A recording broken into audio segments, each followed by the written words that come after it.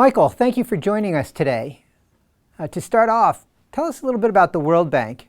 And I have to admit, I think you have one of the most inspiring mission statements I've ever seen. Thanks, Peter. The World Bank is an international organization. We were set up in 1944. We're one of the so-called Bretton Woods organizations, along with the IMF. And we have 189 member governments. And we do have a very ambitious mission, which is set out in what we call our twin goals, which is to end extreme poverty and to boost shared prosperity globally. Thanks. So tell me a little bit about your group within the World Bank.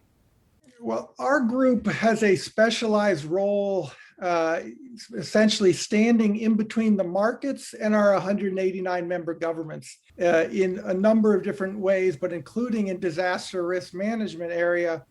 We will work with a member government that wants to transfer some of its natural disaster risk to the markets, and we can do that in reinsurance or cat bond form.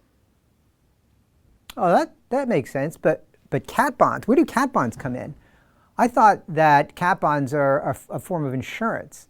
So why would a government need to buy insurance? Yeah, one thing that is very important at the World Bank, of course, is resilience. We are always working with our member governments to build their financial resilience.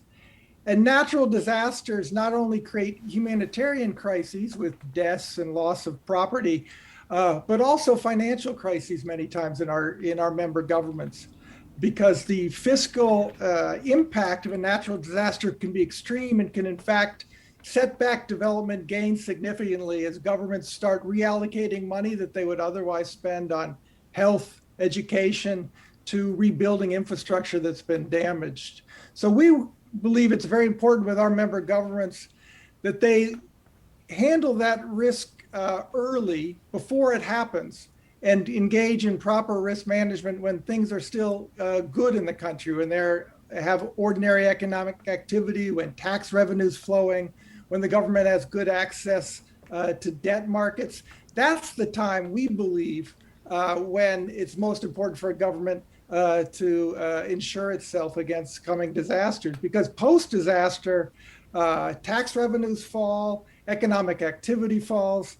And as you can see from the two slides of the same alleyway, where fortunately the little girls were long gone before the disaster occurred, that impact on infrastructure can be extreme. So again, we believe it's extremely important that governments act before the disaster ever strikes. Thanks. That's fascinating. Now, can you remind us about how a cat bond actually works?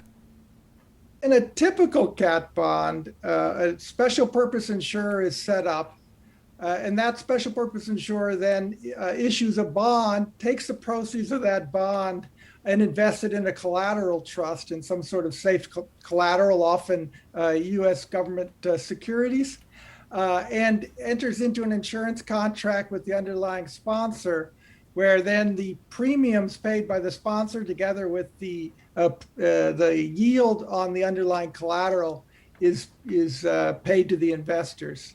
So that's a classic cat bond structure.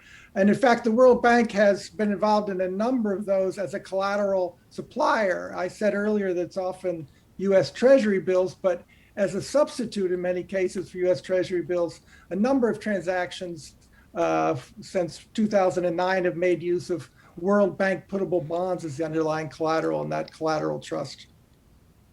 Got it. So that's a typical cat bond. How are the World Bank cat bonds different from that?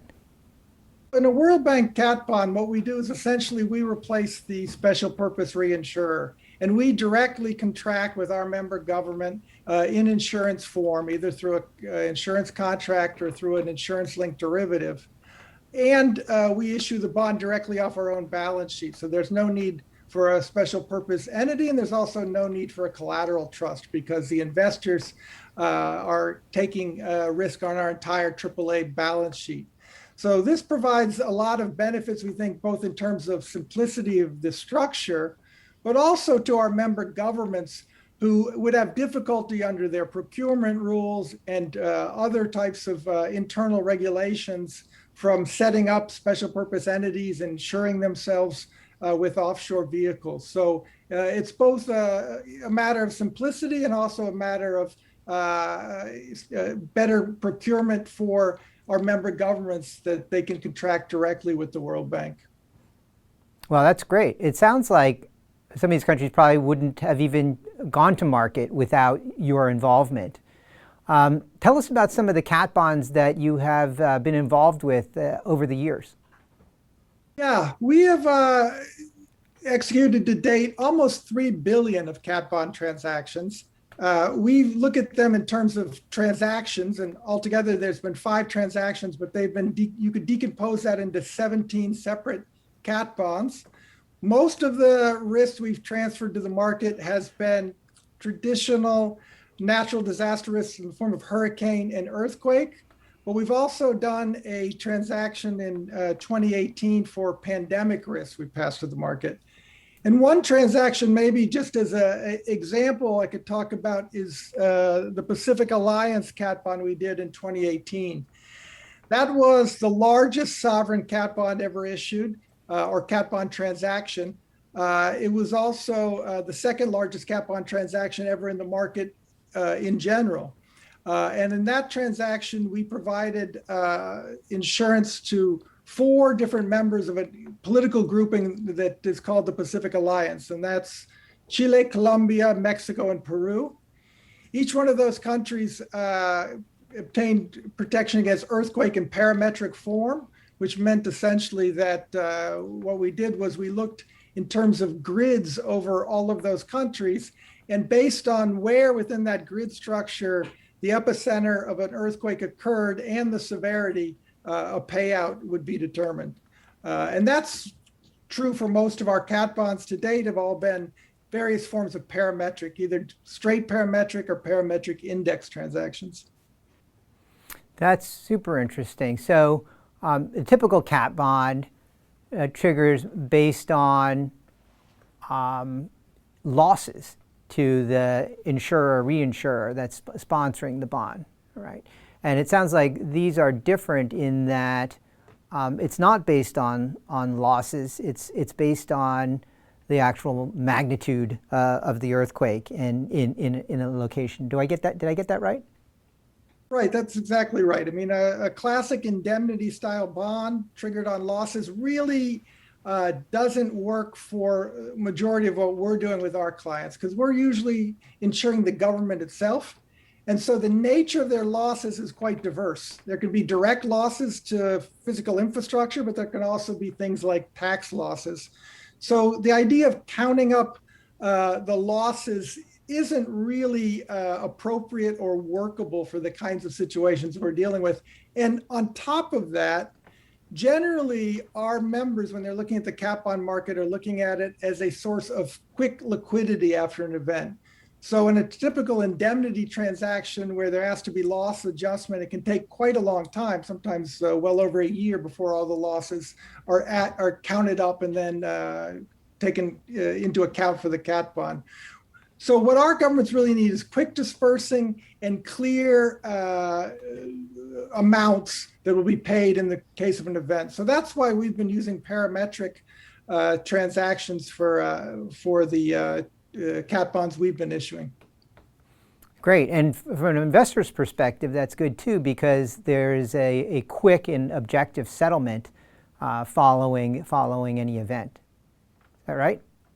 Yeah, that's exactly right. The whole issues of collateral being held for a long period of time and loss creep really don't appear in our transactions because of the nature of the triggers we're using, the parametric triggers. So I understand that this bond had a partial trigger in 2019. Can you describe what happened there?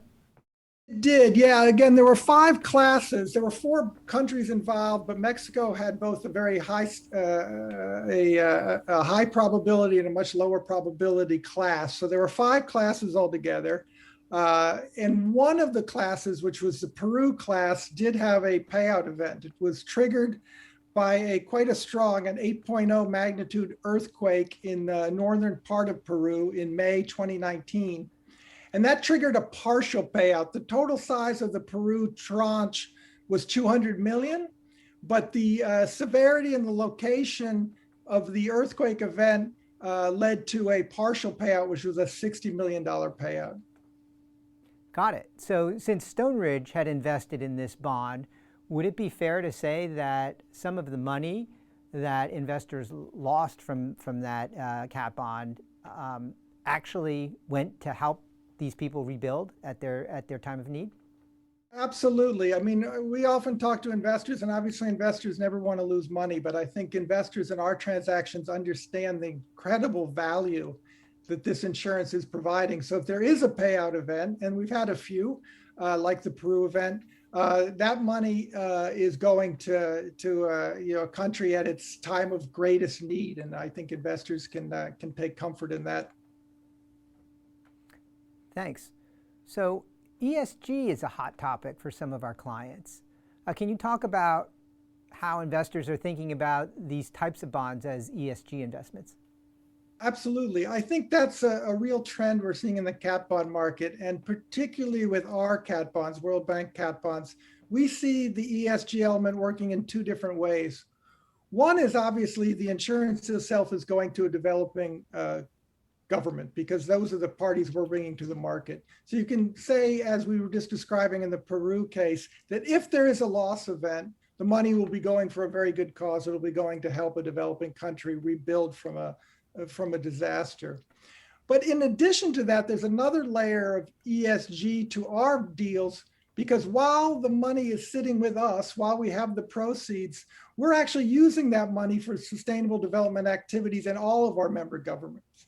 So we could say that, in a typical cat bond structure, while the deal is outstanding, the money is sitting in US Treasury bills. In our structure, while the deal's outstanding, the money's being put to work for sustainable development. So we think there's a very special ESG element or nature to World Bank cat bonds. And we're seeing that interest definitely picking up. In our most recent transactions, we've gotten a lot of investor feedback that the interest was partly due to this ESG aspect. Michael, thank you so much for sharing your insights today. It's been helpful for our clients to understand how their investments relate to your mission of ending extreme poverty and boosting shared prosperity. Thanks again. Thanks, Peter.